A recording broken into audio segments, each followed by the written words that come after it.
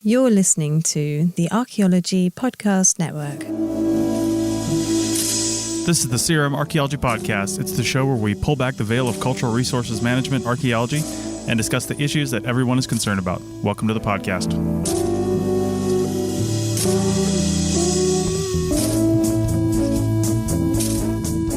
Hello and welcome to the CRM Archaeology Podcast, episode 270 for August 9th, 2023. I'm your host, Chris Webster. On today's show, we talk about writing proposals. What are they? What can you do to maybe win? And what should you not do? So get ready to work for free because the CRM Archaeology Podcast starts right now.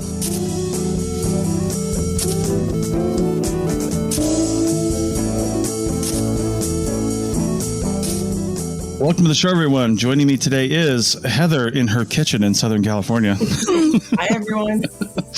And Doug with child in Scotland. I know. Yep, that's we Isla. can hear. And hello, everyone. Right on cue. Right on cue, exactly. Yeah, she's better than her sister. She actually does this on a timely manner. We'll have to have her do the outro, Chris, so that it's all lined up on time. Well, yeah, anything to be better than you, Doug. So, right. Yeah, and Bill, I don't know what his life story is, but he was in St. Croix last time we recorded, and now he's in the Netherlands. He's gone back there. He's gone back to Denmark, and now he's in the Netherlands. I was like, "Are you moving there, Bill?" I don't know what's happening, but yeah, he likes it over there. And then Andrew's in Hawaii, I'm pretty sure, unless he's coming back today. So we're literally spread across the world right now. But I'm glad that three could join. And I mentioned backgrounds, and anybody who hasn't seen my RV, this is the side of it, if you're looking at on YouTube.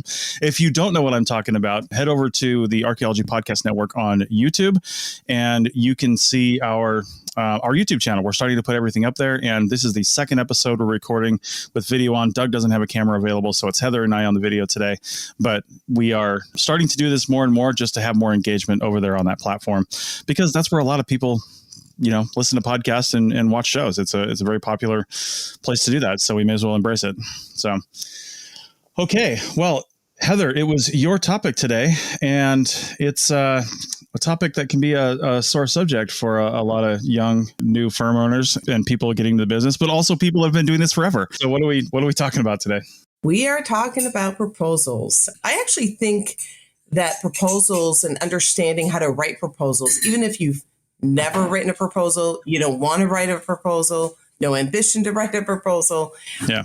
I think that understanding the process helps at any level, helps a archaeologist and CRM at any level, because it helps you understand the process. It helps you understand why budgets are important, why sometimes there might be more wiggle room in the fields than there is in the lab, or vice versa. I think maybe, at least for me, when I was beginning, it was a bit of a puzzle to understand, why do we do this a phase one way? Yeah. And then we do a phase one a different way, right? For the next project. And it can be confusing. So I thought just going through that process might be a good idea. And just setting the stage here, because we're talking about, you've got some stuff in the notes here, like defining an RFP. I think we should even step back a little further. RFP is request for proposal, but you also see RFQs out there, request for quote. Yes. It really just kind of depends on who's setting it out, to be honest with you. And they can be different things. And there's, I would say probably 70%, 60% of the proposals that I write have no RFP or RFQ. Mm-hmm. It's just the client saying, I need something. I have no idea what I need. And what is the process to make sure that you are doing your due diligence, make sure you're uncovering everything in the proposal that the client needs. Right. So in that case, then we're really talking about, I would say, and correct me if I'm wrong, because trust me, you've done a lot more of these than I have in the past, but the major differences I see between certain proposals, like formally requested ones through, say, an agency, and an existing client you may have that's just like, hey, I need a proposal for this new project. Some of the major differences I see there is, one of them, you probably have a templatized format that you guys use, and you send it out saying, this is what we're going to do, this is how much it's going to cost, and this is when we expect to get it done.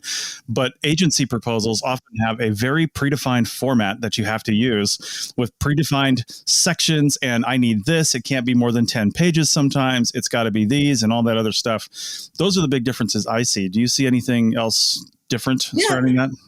I think, you brought up a really good point. The difference between what we call an RFP and an RFQ. And we should probably provide definitions. So an RFP is request for proposals.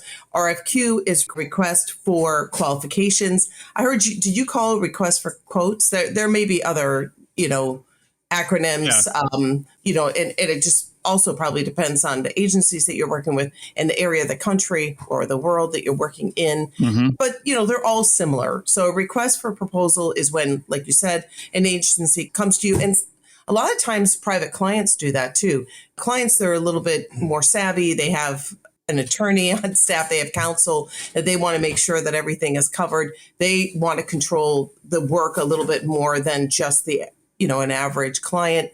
And then a request for qualification is a little different. That's when you are presenting your qualifications that you can do the work and you're going to do it well. And there's various different agencies that put that out first. There's a reason for that. They have requirements that they have to fulfill. Many times federal agencies where they have quotas and things that they have to fulfill. So that request for qualifications is the first step.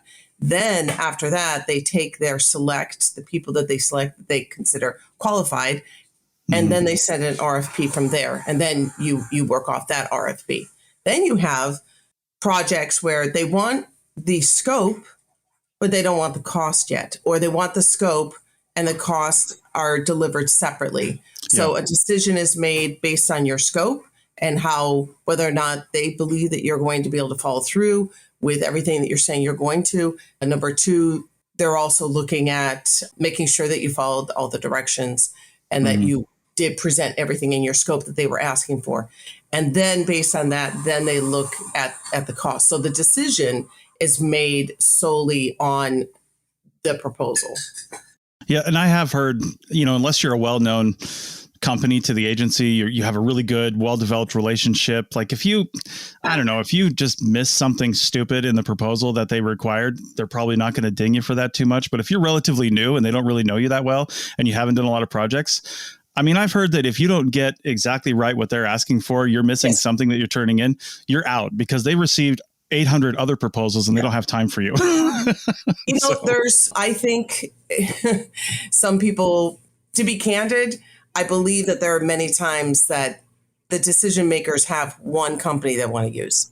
Right. And the fact that you're not following the directions is just, if you miss one little thing, it's an excuse not to select you. I mean, again, I'm a really small company and I've done a number of proposals and I've always heard the ratio is about 10-1 for, relatively new companies where you'll win one proposal for every 10 you send out. And the ratio might even be less than that. Now, if you've got a well-established relationship, and you've got things going on, then it might be a little bit higher. But, for those, I mean, you're just turning in a lot of proposals. And like you said, a lot of times, they're required, especially the agencies, they're required to send out a request because that's their public due diligence, right? They have to do that. Right. But they are just like probably hoping with crossed fingers that a couple firms that they've worked with in the past actually submit, and they're more than likely going to get it. But they also have a responsibility to the public to get it at the cheapest price. So you can win if you come in underneath, but then that brings up the whole thought of lowballing and the reason nobody gets paid very well. And it just brings the whole industry down.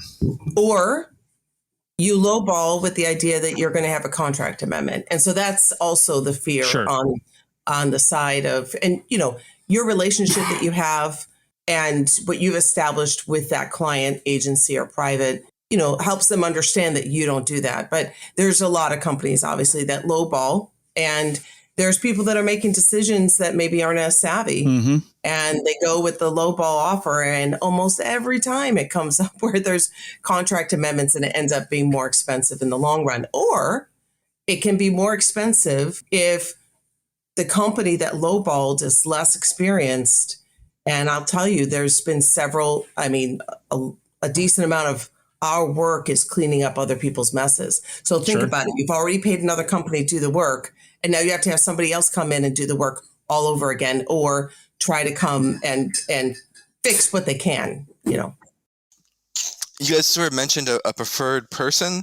I would say, especially when you have private sector, there's not necessarily a preferred candidate as preferred candidates, in that they'll be happy, they'll know the work of several people, and that's usually when they go out for a sort of private tender, as Heather was saying, and I would say there's not necessarily like there's always just the one. Some of them will be like, yeah, we're happy with a couple of these people if they got it. Yeah, I hope it happens both ways. I mean, I know for certain there's, I'm just like in my mind right now, I can think of an entity or an organization that wants one group. That's it. And, it's just gotten to the point where you don't even propose anymore. And that's another thing we can talk about. But yeah. Yeah. And I think in this first segment, I do want to talk about the different types of things that you could expect us to do as a proposal. And one thing that's coming to my mind that I actually had quite a bit of success with is an IDIQ. And that is getting onto a 5-year plan, basically, with an agency, often a military base or something like that.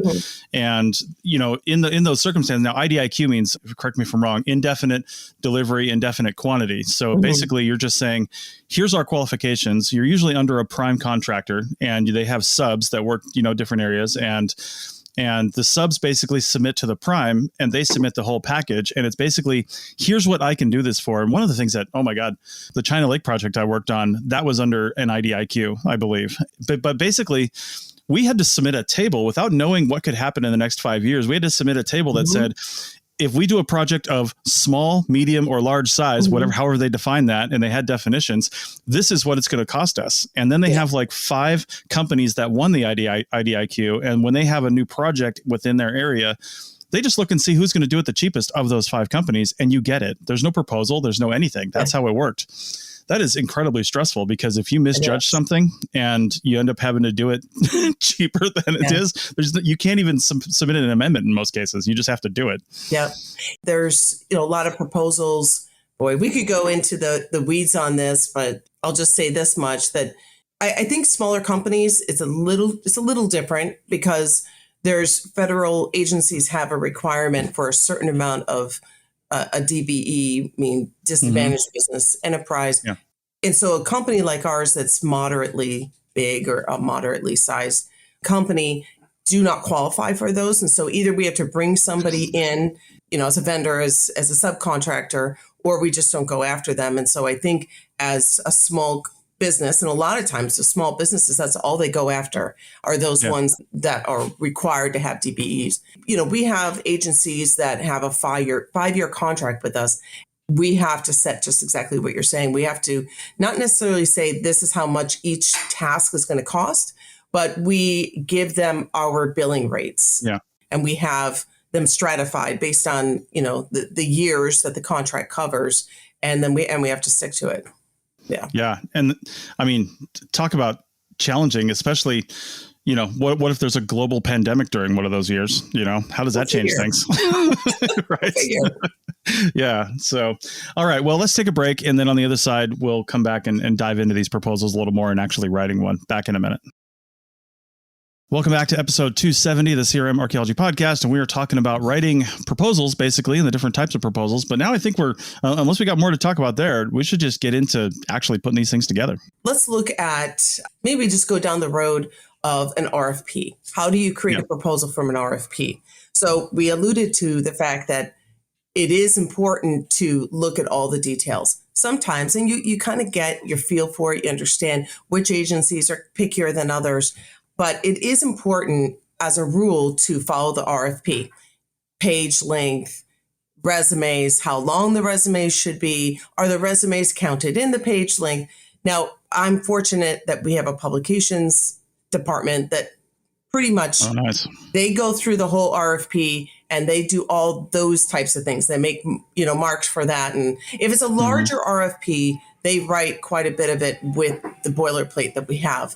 But then when it comes to scope for specific tasks, then to me, I actually like it. I think it's probably a little crazy, but I enjoy it, because this is where you get to be creative. This is where you get to not only show that you read the RFP, you understand what they need, but also you can say, okay, you know what?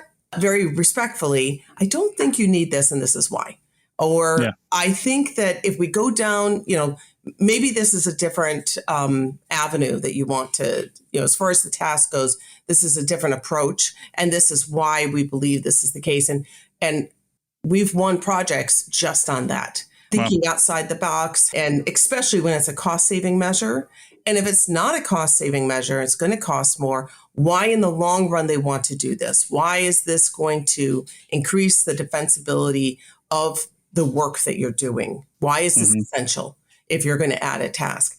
So that creativity, I really enjoy that. I know for some, they don't enjoy it. But yeah, I think that to me, not only following the rules, but at the same time, finding that balance between following the rules and customizing the proposal is essential to winning. How do you guys deal with proposals that say, well, they require maybe specific things, right? I'm thinking of one in particular that I lost to a company, Logan Simpson. In fact, I've talked about this on the radio, on the air before. I don't care if they know, but I'm so pissed. No, it was a project right in my backyard, basically, and we didn't win it. And we didn't win it by just a narrow margin, because you can talk to the agency and say, why didn't we win this, right? Yes. I mean, they have to tell you that. Yeah. So. And we didn't win it because they said that there was a bunch of remote areas and ATVs would likely be required to access some of these areas. And I was like, great, we have a place in town we can rent ATVs from. We can tow it with our truck. And if we win this, we'll get those ATVs. Well, Logan Simpson said they have ATVs and they'll use them. So the agency was like, okay, well, they don't have to rent them. And, because what if you can't rent them? And what if something's going on? And that's literally why we lost the project. Yeah. That's it. And I was so mad. How do you deal with stuff that's a requirement that you don't have? I would actually venture to say they may not have even had ATVs. Exactly. But they're saying they have access to ATVs, just like you have access to ATVs. And they were getting a little, creative with their verbiage. Right. But did you learn something from that? I did. Be creative with my verbiage. Yeah, Doug, go ahead. That's actually what I was going to talk about, being creative with your verbiage. And not actually being creative, but it's a weird thing. As you do more and more proposals, you'll find out, and it's almost like a crapshoot, because what you're looking at is it's the people who are evaluating that. And if you know them, you might know what they're looking for. But if you don't, it could be, so, you've just mentioned things of like, oh, you're supposed to have that. And that's how you lost the contract. I've gone through other projects where it's like, oh, these are must-haves. And actually, they didn't turn out to be must-haves at all. I think I've heard someone describe it as like fly fishing, and that like each time you're throwing out a different sort of lure, hoping that it works, and the fish bite.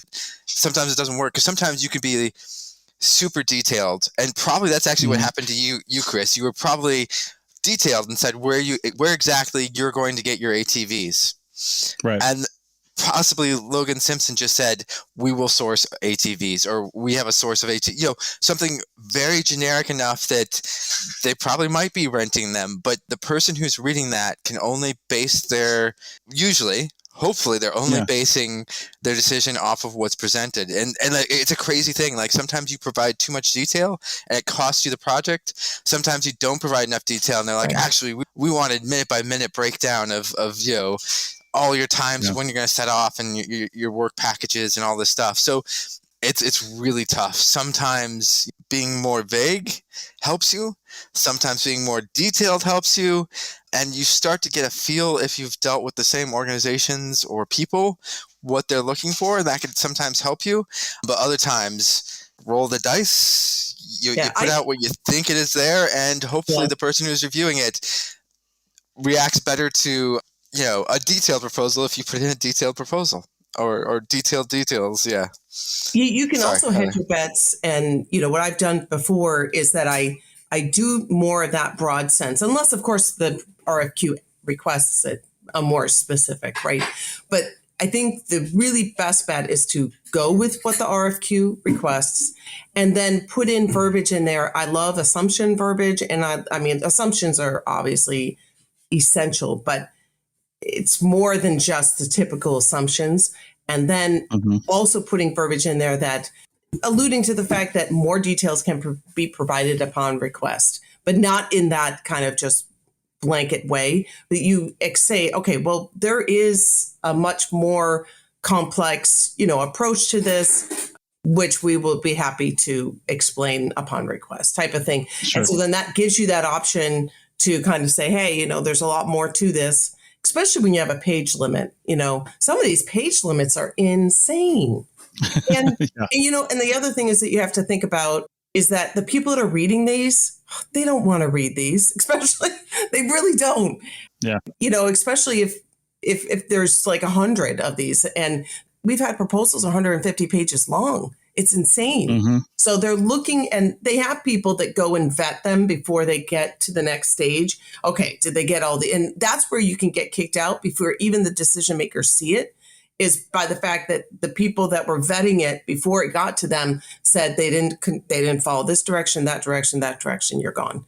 I mean, this isn't any different than, crafting your CV and applying for a job. You're just doing it from a company standpoint. So you got to follow the rules. And then just like a CV, you got to tread the fine line of following the directions and giving them what they asked for and saying, yes, I do have a field school. I do have a degree, and I've got this relevant experience. Right. Same thing with proposals. We've got these qualifications. We have relevant experience in the area and or with the agency. And, here's our past performance.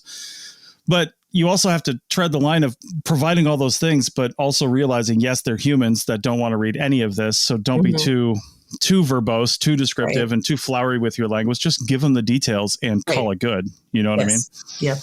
Just looking at your notes here, let's talk about some of the potentially out of scope and things that you just can't anticipate. How do you build that in without saying, we may need all this extra money, because then you won't win the project? Okay. So what you do is that you are very specific with your verbiage, so that maybe they don't, and this isn't pulling wool over anyone's eyes, but this is covering yourself. So you are very specific with the language. Like, I can't tell you, talk about thinking too much, but you have to. In this area, the devil's in the details. So you have to look at what is covered from a legal sense, what would be covered and what you're saying you're going to do. Yeah. And then you have assumptions. Now, you don't want to have 30 different assumptions for one task, right? But that's why writing your language is really important, that you do it in a concise and very accurate way, so that when, let's say, something happens, and this is a very easy one, I think everybody uses it, where you say that, one of the assumptions is that no resources will be found, right? Yeah. So that's one example. No resources are going to be found. Why would you want to say that? You're going to say that because if a resource is found, now all of a sudden you have all these other things that you have to do to address that resource, that you don't want to go full-fledged and say, oh, okay, well, we're going to put everything in the proposal because we may find a resource. You do that, and all of a sudden your number will knock you out before they even read it. So your budget will knock it out before you even read it. So just, those kinds of assumptions are important, and making sure that you're very specific with your language.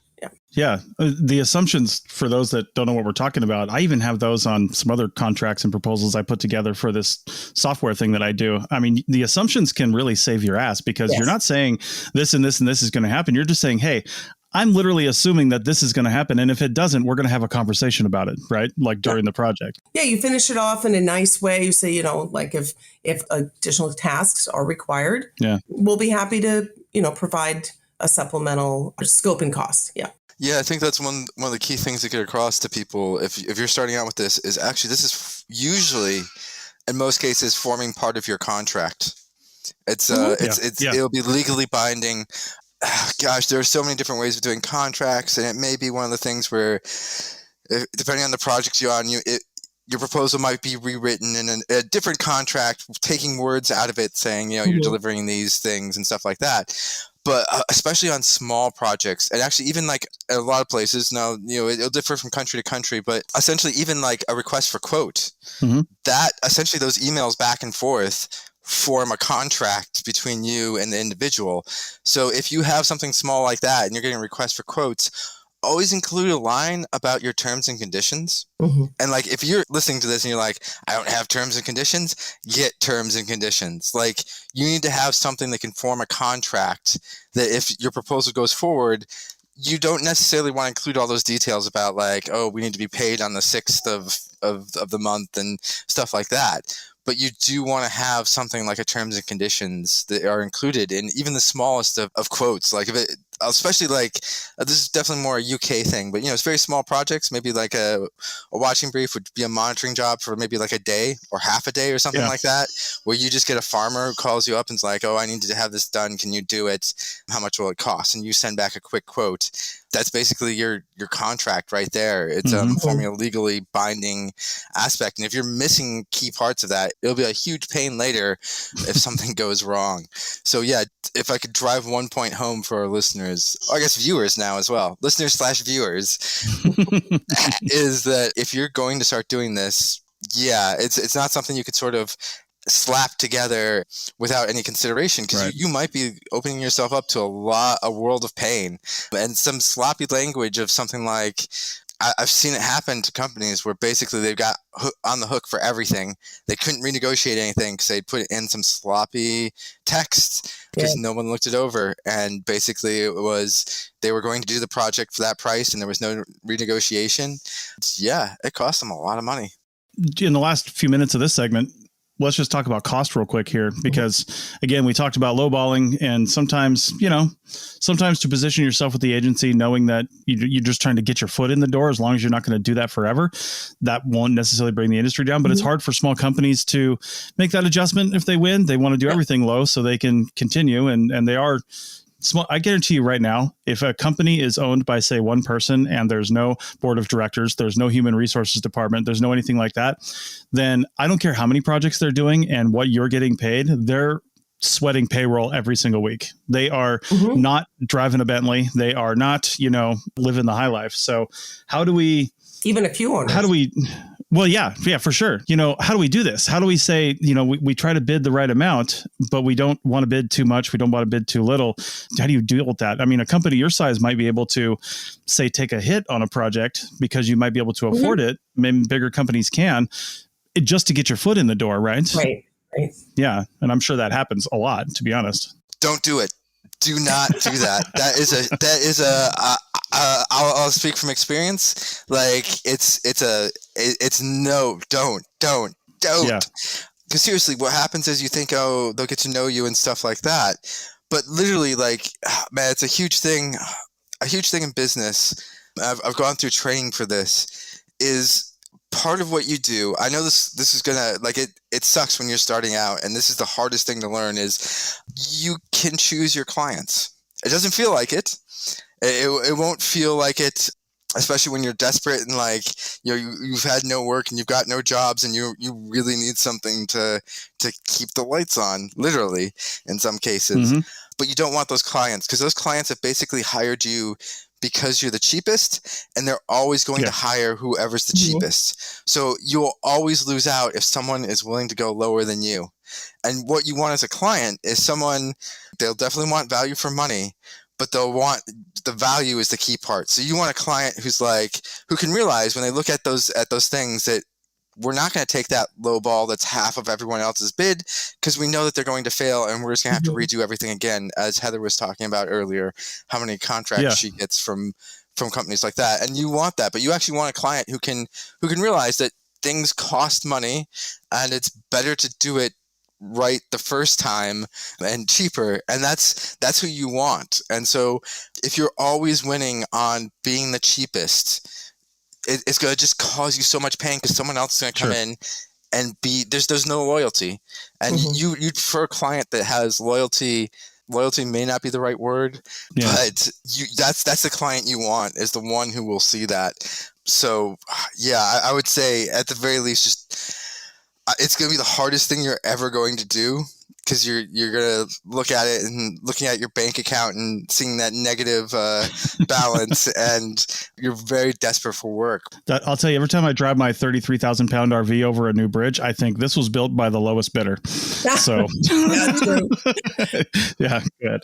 We call it buying work, and I do agree with Doug. I do, but there are some instances where buying work is okay. One example is you're both companies are growing at the same time, right? You're entering into a different area together. So let's say one example might be drones, right? So you're doing some aerial work, LiDAR, and there's various different disciplines within a larger environmental company or medium size like ours where drones are helpful. Your client needs that and you don't yet have it. That's not our case, but you don't yet have it. It was our case at one point. So you don't yet have it. And so you have a client who's willing to give you, because based on the experience they have with you and the relationship they have with you, they know, they believe you're going to do a good job. You're going to do right by them. And so maybe they purchase the equipment and then your fees for labor are very low or nothing. Right. So you're growing together. So I do think in that instance, buying work is a good idea. I've seen buying work, but with a small company. And if you're doing it because you don't have any other work, that I agree with Doug is wrong. But if you're trying to get into a new market, buying work sometimes works. Yeah. All right. Well, with that, let's take our final break. And on the other side, we'll talk about what happens if you lose and or win the proposal. Well, not and. It's going to be one or the other. Let's talk about what happens in either case. Back in a minute. Welcome back to episode 270 of the CRM Archaeology podcast. And we're talking about proposals, writing proposals, and how do you prepare them and winning and losing proposals. So before we get into what happens if you do win or lose it, let's talk about cost, because we were talking about assumptions earlier. And, one of the biggest assumptions and obviously one of the biggest costs associated with a proposal is, will I find any sites? I mean, that's all tied up in a payroll. That's your biggest cost, but payroll's tied up into how long is it going to take, and how long is it going to take is tied up into how many sites am I going to find? And of course, you don't know how many you're going to find. You have to do some sort of, either you have familiarity with the area or some sort of preliminary lit search for free, basically, because you're not getting paid to do that. And you have to say, well, there's been a lot of stuff found in that valley next door, so I can probably assume there's going to be things found here. I think we're going to find maybe 30 sites, so I'm going to put that in my assumptions. But what are those sites worth? How do you figure that out? And how do you know if one's a two-flake lithic scatter and one is a mile-long mining site? How do you account for that? So let's hear it, Heather. How do you guys do that? Well, I mean, I would say 80% of the proposals I write assume nothing's found. And almost the only time that there's an assumption that sites will be found is either if the RFP has that language in there, that they want you to scope for finding 3 sites, that kind of thing. Or if you're in an area that's sensitive and that's going to happen. And also you do have to judge your client. You have to judge, is including that going to make a difference in whether or not you're selected? So, there's so many things to think about. We have formulas that we believe each one of us has our own, because based on your region, like you can't say that. I've heard of companies say, okay, well, digging a 1x1 for data recovery costs this much money, period. Well, it's going to cost different on the coast in the sand than it would in the hard clay, right? Sure. If you assume that your excavation is going to be the same, no matter what your environment and what your the soils that you're dealing with, it's silly. So you really have to know your area. And so I base it on how many units. And a lot of times what this requires you to do is ahead of time kind of get a bit of a quasi research design in place. Let's say if you're doing, a data recovery, or you're thinking you might have to do an evaluation. So you have these costs ahead in your mind. Well, and along those lines, I actually did lose a couple of projects to BLM Nevada and I talked to them. I was actually friends with a couple of agency people. So I was like just calling them up and say, hey, what's going on here? But I did lose a few because, I was and still am heavy into digital archaeology, right? And I understand the benefits of doing that right. I know how to do it right. And I know how to save actually a lot of money on the back end, which means a lot of time. And I actually lost a few projects because my bid was too low. I was just lost one because they said your bid was too low. And I'm like, what? Yeah. I know. So you have to say, even though you might be able to say, let's say you're not lowballing, you're just more efficient. That could happen, right? Let's say you're just better at the other people that are doing this. And you're saying, I'm more efficient and we can do this. And maybe you're a one person shop and you've got people, with you. And it's just, that's how you operate, right? but you still have to be competitive, but Yes. you don't want to raise your rates up to be too high, of course, because then you'll lose it. But then you're like, and you don't know what low is. You don't know what the low is. I mean, you Right. can maybe guess, but you don't know what that is. You don't know what their error bars are, because they are throwing out the low ones and they're throwing out the high ones, and they're looking at everybody in the middle. So it's frustrating. It is frustrating. I think that what you need to do when you're writing a proposal, and let's say you are going to be lower, and I felt in this one that we just lost, I asked why for some feedback. They said, you were too low. We believe that you didn't understand the level of work that would be required to get this accomplished. Jeez. Yeah. Personally, like I can think about this and learn from it. I personally think that they had the fix in. They knew who they wanted, and this was just an excuse. But I do think that when you know, even if you don't know, that you're going to be lower than others, having language in there that makes the potential client curious as to why your price is the way it is a really good way to hook them that other way. So you have a low price, and then you have language in there that explains and makes them wonder, oh, wait a minute, maybe they have a different approach here. They're not just trying to lowball us. Yeah. They get scared by different too sometimes, right? Because I did start including like paragraphs of data about my digital recording methods. And because you always have to include methodology anyway, usually, I mean, sometimes, but I would include, here's how we're able to do things more efficiently. Here's all this, but sometimes they just don't buy that either. They want tried and true, and they want status quo. You know, they don't want to be the guinea pig. Well, then maybe that's where you follow your own advice. Maybe they're not the client for you. Exactly. Yeah. Doug.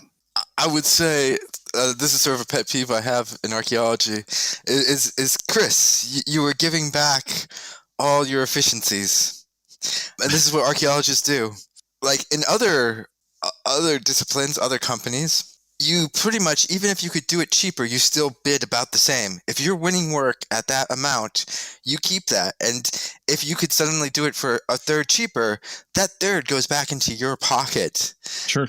Yeah. Whereas archaeologists instantly, yeah. Yes. And well, that's just it. Is like, and this goes back to our discussions about wages and archaeology and stuff. And efficiencies go to the company, and then they can go out. They could go to the, whoever the owner is, or they can go out to the labor. And, that's the system we work in. You may not like it, but it is the system we work in. Yeah. But that's just it. It's like instantly archaeologists are like, oh, well, we've discovered a way of doing this a lot cheaper. Take the example of like digital recording. And pretty much without a doubt, every archaeologist handed that money right back to their clients, as opposed to taking it, and with really low profit margins. And I know, again, we can't really jump into this in this short time, but you absolutely need a profit margin, or if you're a nonprofit, a surplus margin. And that's there for like, something bad happens and you need money. Or you need that money to invest, like investing in the next level of digital tech or whatever. And you can't do that without a surplus. And unfortunately, people are like, oh, 1% to 2%, that's just enough. Maybe 5% if we're feeling really adventurous in archaeology. And I swear to God, that's so many archaeologists are like that. And you're like, no, like a minimum, if we're talking budgets, something we haven't talked yet, is like, wherever you're putting in a budget, you need to have a surplus. And that's not a contingency. Yeah. That is a surplus. That is a profit. And you should be aiming for, I'd say, a minimum of 10%, if not more. Yeah, and you're totally not wrong. And I definitely learned my lesson on that, right? Just like the ATVs, right? You learn through experience what to put in there. And like my last few projects that I did were pretty big. I had partners with these, and I had to, even though I was lower, and my long-term client I had for a decade, she just came up with these huge projects we had to do, and I needed to bring in help for it. And, we all divided and conquered. But in order to put together, pricing that they would understand, I actually had to raise my rates up to come up to the other guys, because they weren't nearly as low, but I was still making a profit. But because I had to raise my rates up, I was making a massive profit. And I was taking that, and I had really good wages. I had really good per diem. We went out to dinner every session, and my company paid for it. We just did all these fun things along with the project. But then again, like you're saying, Doug, and Heather, this too, even a small company, even if you're just one person, if you have payroll, even if that's only one person, you need to expect to have $20,000 to $30,000 in the bank, because you're not going to be able to pay them because you're not going to get paid for that project until it's done in most cases. So you have to be able to cover that. So you do need the surplus, like Doug was saying. Absolutely. Go ahead, Heather. Yeah, I wanted to talk just a little bit about what I know we've talked about it on the show before, but what goes in, what's the difference between hourly and the billing rate?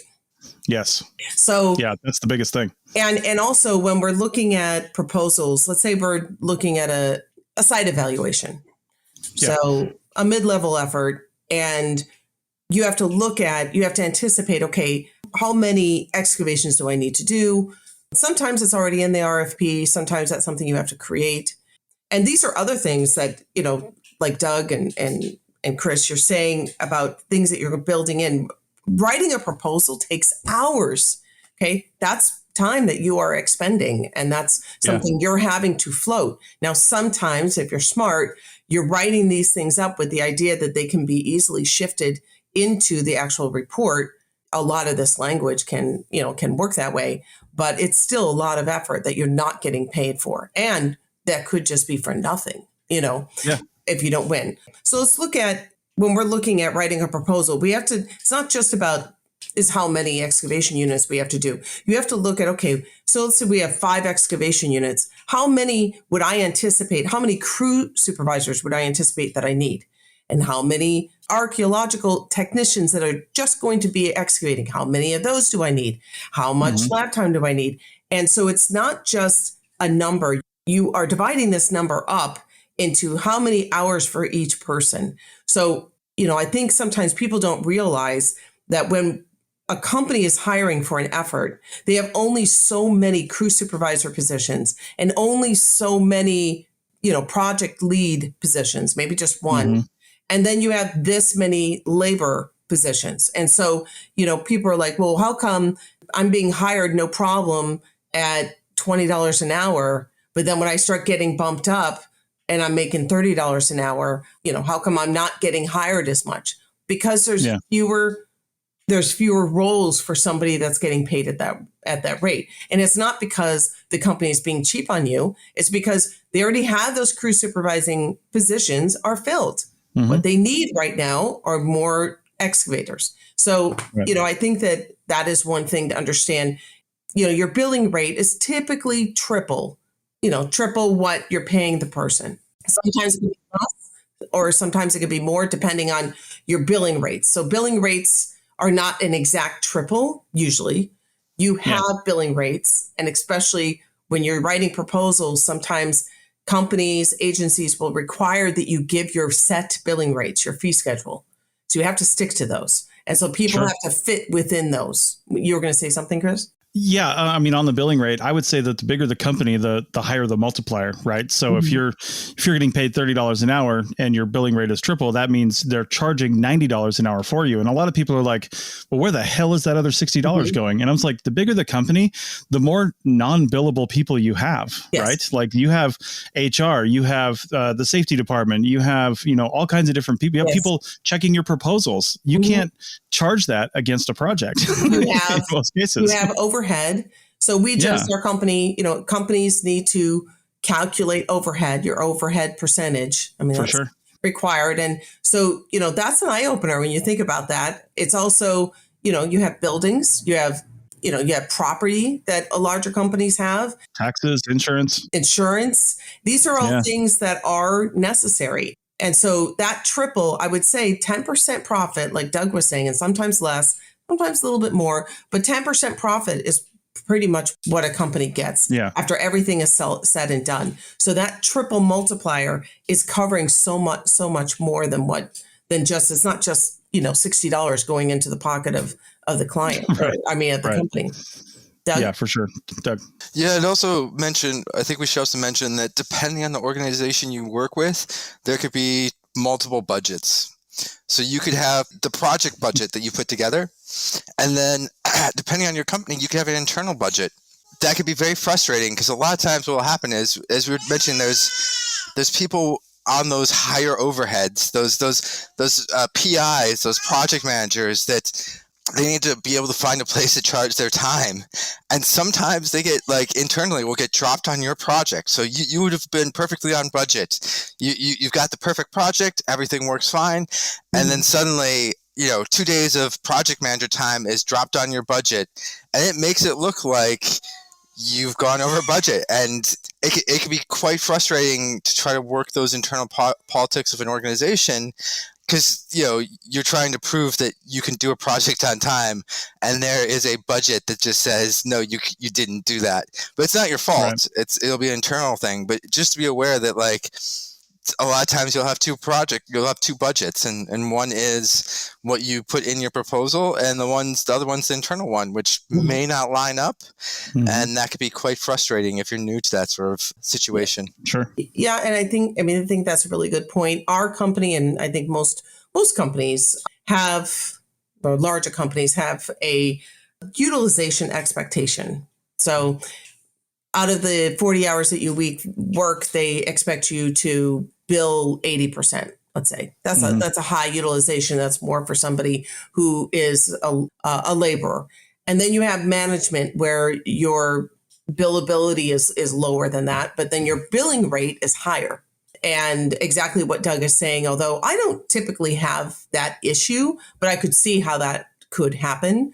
Why are we having managers that are at a higher billing rate and are, billing with a lower utilization when the laborers are expected to be, the technicians are expected to be at 100% utilization? How is that fair? But those are, the managers, many times, not all of them are created equal. Many of them are not. But a good manager knows how to bring the work in. And there's a difference between, we see this all the time where people are getting laid off in smaller companies.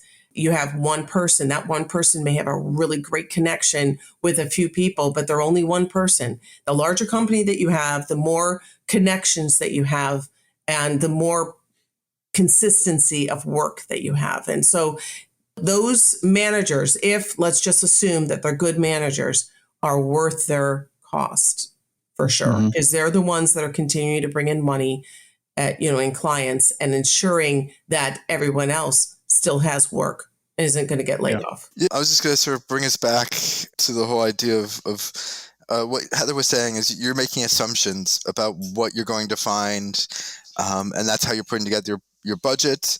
And then that budget is what goes out to the people reviewing. And for anyone listening to the podcast who are reviewing, not all those assumptions are always transparent to the people reviewing, because we have a lot of consultants who will be like, I put out, I got 3 tenders back, 2 were in the same ballpark, and 1 was just completely out there.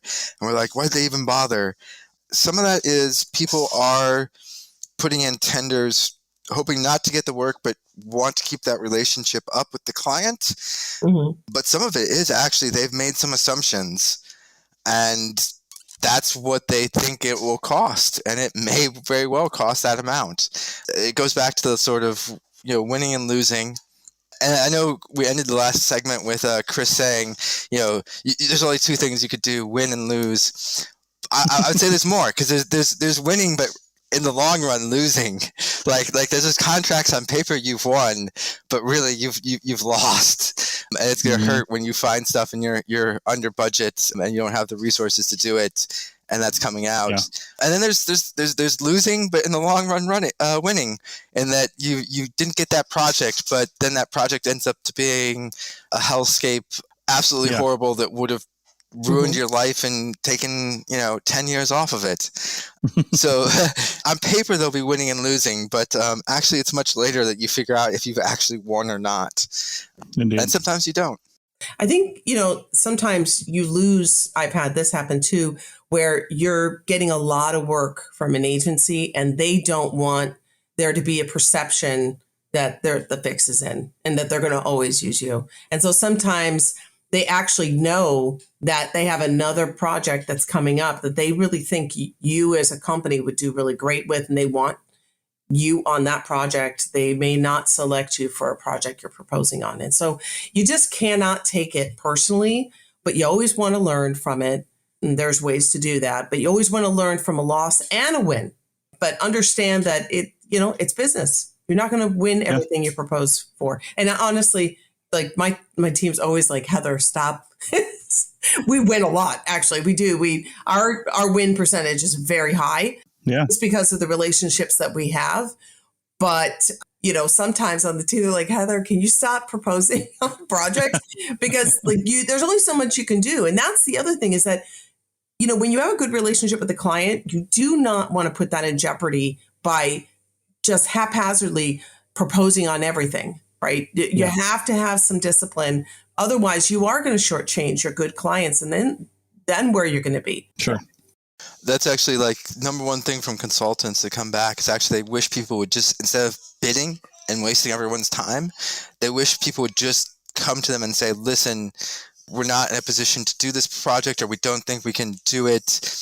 If you need the 3 bids to get through whatever internal thing, we'll throw in one if you absolutely need it. But if not, we'd like to skip that one.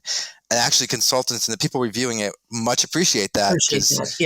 Yeah. But you have to have that, there's a lot of fear in archaeology, and a lot of people fear that if they're not bidding, then they're going to get passed up, or they're not going to get that opportunity next time. Like if they pass on not necessarily a public tender, but if someone came to them with a sort of private request, they always feel that they have the obligation to go forward with it. And sometimes that's not the best thing. And honesty definitely will help that relationship. And back to what Heather was saying also is like, yeah, talk to people who do these reviews and assign it. You'll find out like sometimes, especially for like smaller projects, they'll throw it to someone new. Mm-hmm. Yeah, not their normal people, because they want to sort of have a variety and they want to see how these new people are going to do, and they'll test them out on smaller projects. And you could have had a much better proposal. You could have been cheaper. You could everything could have been better, but it's not necessarily about that from the client's point of view. Or they're just wanting to, test out. They have a lot of work and they're like, well, let's see how these people do. And maybe we can bump them up and, if they're quality, and it's testing out.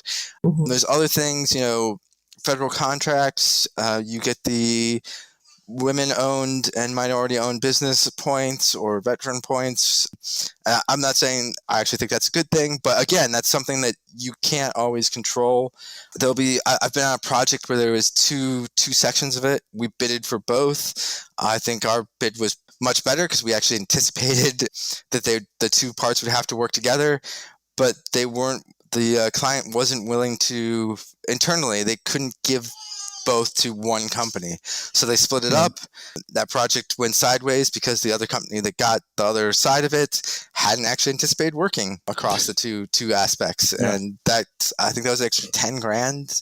I mean, that's not a lot of money, but it was a fair chunk that just had to be instantly with the contract put out before the project even started. They had to redo the budget because they hadn't actually anticipated that, but they couldn't give that we had, but they couldn't give us the both aspects of the contract. So there's so many different ways you could lose a contract or win a contract. Mm-hmm. And I think if I could end with, we're talking about learning experiences, but you really need to make sure you absolutely understand, because there's a tendency, if you won, to think that you're actually doing things right. And it may actually be you won, you were actually the worst option, but there were other mitigating factors that made sure that you got it. Yeah. I would recommend, if you win or lose a contract, always contact the people if they're willing to give feedback. Not everyone has the time or ability to, and get that feedback, because you shouldn't assume you've won it and that you should keep doing what you're doing, because it could have been a different aspect. Yeah. Okay. Well, you're getting into what we want to talk about next time, because we didn't really get to talk about this time, winning and losing and stuff like that. We had a lot more to talk about. So I think we might push out to the next episode. I'll take some notes on what we didn't get to, and we might push this to a proposals part 2 on the next episode of the CRM Archaeology podcast. So with that, I think we'll say goodbye. Thanks, Heather, for all the fantastic information. Thanks, Doug, for the input, and we will see you guys next time. That's it for another episode of the CRM Archaeology Podcast. Links to some of the items mentioned on the show are in the show notes for this podcast, which can be found at www.archpodnet.com/CRMArchPodcast. Please comment and share anywhere you see the show. If you'd like us to answer a question on a future episode, email us. Use the contact form on the website, or just email chris@archaeologypodcastnetwork.com. Support the show and the network at arcpodnet.com/members. Get some swag and extra content while you're there. Send us show suggestions and interview suggestions. We want this to be a resource for field technicians everywhere, and we want to know what you want to know about. Thanks to everyone for joining me this week. Thanks also to the listeners for tuning in, and we'll see you in the field. Goodbye. Goodbye. Bye, everybody.